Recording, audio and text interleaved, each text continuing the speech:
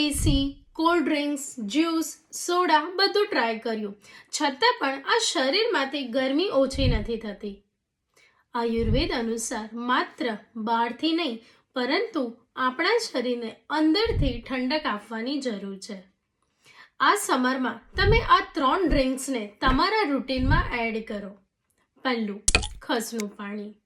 એ naturally coolant છે, જેના કારણે એ શરીરને ઠંડક આપે છે અને પિત્ત દોષને બેલેન્સમાં રાખે છે અને ઇરિટેશનને ઓછું કરે છે. બીજું, ધાણાનું પાણી. એ આપણી લીવર હેલ્થને ઇમ્પ્રૂવ કરે છે, ડિટોક્સ કરે છે અને શરીરમાંથી ગરમીને દૂર કરે છે. ત્રીજું, વરિયાળીનું પાણી.